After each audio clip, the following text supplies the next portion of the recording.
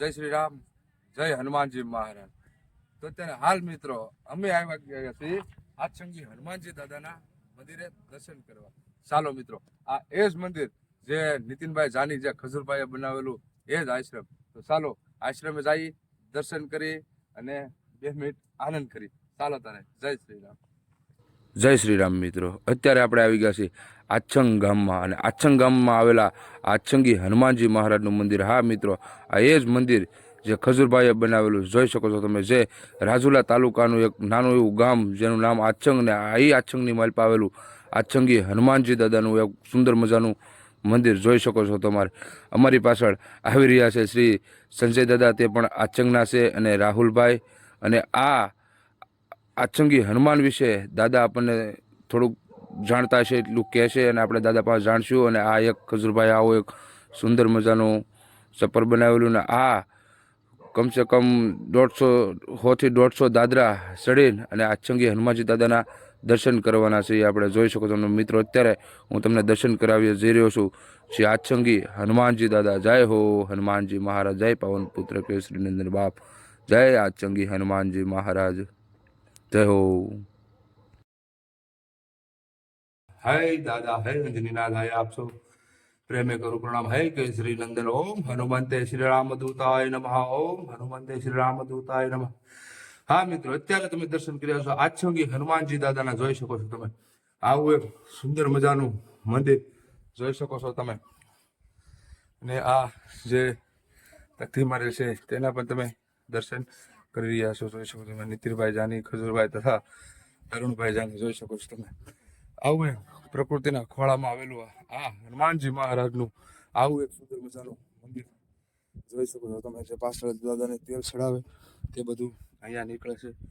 જોઈ શકો છો તમે આવા એક ઘેરઘોર ડુંગરમાં આવું એક સુંદર મજાનું આશ્રમ જોઈ શકો છો તમારે. અહીંયા બધા આવી ગયા છે. ચાલો તો આશ્રમ વિશે થોડુંક જાણશું. ચાલો તારે. જય શ્રી રામ. અહીંયા હનુમાન ચાલીસા આખી પાઠ છાપી એના પર જય હનુમાનજી મહારાજ, જય શ્રી રામ. તો મિત્રો હાલ અત્યારે અમે આવ્યા છીએ આચંગી હનુમાનજી દાદાના દર્શન કરવા. આપણે આચંગી ને સંજયદાસ બાપુ આપણે હારે છે, બરોબર સંજય દાદા.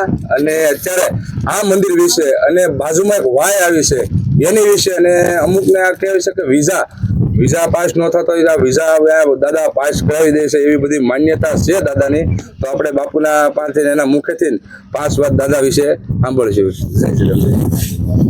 હનુમાન દાદા આચંગી હનુમાન દાદા. આચંગી જ્યારે દાન બાપુ જે છે ચલાળા એ ઘઉં લઈ નીકળ્યા ત્યારે એને અહીંયા જે પીપર હતી મોટી પીપરની નીચે ગાઉ બેહાડી, પછી ત્યાં પાણી નહોતું આવ્યા એટલે એ જે વાયુ છે ને એમાં ખાલી રેતી આવે ને રેતી ખાલી આમ કરેલી એમાં આવ્યું પાણી આવ્યું. પાણી આવ્યા પછી એને ગાયોને પાઈને અને અહીંયા હનુમાનજી દાદાની સ્થાપના કરી દાન બાપુએ. પછી મંદિર બનાવ્યું. અમારે ગામના જ હતા એને બનાવ્યું પહેલા મંદિર. એ મંદિર પછી ખજૂરભાઈ નીકળ્યા એ દર્શન કરવા આવ્યા. એને એમ છે કે આ મંદિર બનાવવું પડે. ખજૂરભાઈએ બનાવ્યું મંદિર. અને પછી કોઈ પણ વિઝા ન મળતા હોય ને એ પ્રાર્થના કરે દાદાની એટલે વિઝા મળી જાય. જેને જે કાંઈ મનોકામના હોય એ મનોકામના જે ન પૂર્ણ થતી હોય એ દાદા પાસે આવી અને 2 આંગળા પડે એટલે દાદાની મનોકામના પૂર્ણ થાય. દાદા ચમત્કારી હનુમાન દાદા છે. અને દાદા તમે બીજે જણાવો કે આ વાયનો જે કઈ શરીરમાં કાંઈ પણ રોગ હોય, ચામડીના રોગ હોય અને ડોક્ટરની દવા લીધી હોય તો તાજો ન મળતા હોય તો અહીંયાથી પાણી લઈ જાય. એ પાણી આપણે જ્યારે નાહી ત્યારે એની અંદર થોડુંક નાખી પાણી અને સ્નાન કરી એટલે રોગ જે હોય એ જાય.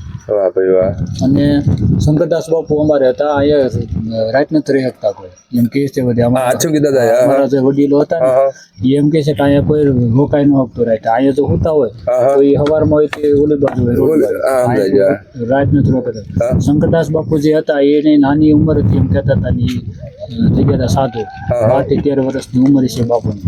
એ બાપુ ત્યાંથી પછી અહીંયા આવ્યા ને અહીંયા રોકાણા હતા કાંક 8 દિવસ કે મહિનો દિવસ એમ કહે. શંકરદાસ બાપુ એની જગ્યા અત્યારે જુનાગઢ છે હા જુસ્તીપુરામાં. ત્યારે બાપુ તો ચેતી ગયા છે, હા. સમાધિ ન્યા છે બાપુ. પછી બાપુ આ જે ખજૂરભાઈ મંદિર બનાવ્યું આનો કેટલો અંદાજે ટાઈમ થઈ ગયો છે, કેટલો સમય થઈ ગયો છે અત્યારે? તો એમ તો જેમ ને તારીખ લખેલી છે હા, જમણા બને એટલે 5-6 મહિના જેવું થયું છે કે વધારે? ના ના, એમ તો વધારે થયું છે હો, વર્ષથી જેવું થયું છે. વર્ષ જેવું તો પતી ગયું. વાહ ભાઈ વાહ. હા દાદા ચમત્કારી છે. ગમે તમારે જે કાંઈ મનોકામના હોય મનોકામના પૂર્ણ થાય. હા હા હા. વાહ ભાઈ વાહ. હા, દાદા વિશે આ વાય વિશે આપણને સંજય દાદાએ બહુ સરસ ઇતિહાસ આપ્યો છે. જો મિત્રો, આ તમે જ્યારે ખાંભા અને રાજુલા ખાંભા થોડીની વેસાળે જ્યારે આવો ત્યારે આચંગ આવવાનું કદાચ ભૂલતા નહીં. અહીંયા કહેવાય છે કે દાદાના અનેક પરસા અમુક એના ઓલા પૂરા કરે છે. જો મિત્રો, જ્યારે તમે આચંગ આવો ને એટલે આચંગી હનુમાનજી દાદાના દર્શન કરવાનું ભૂલતા નહીં. ચાલો અત્યારે આ વિડીયોને વિરામ આપીએ. જય શ્રી રામ, જય હનુમાનજી. મારા ખૂબ ખૂબ આભાર સંજય દાદા, આનંદ આવી ગયો.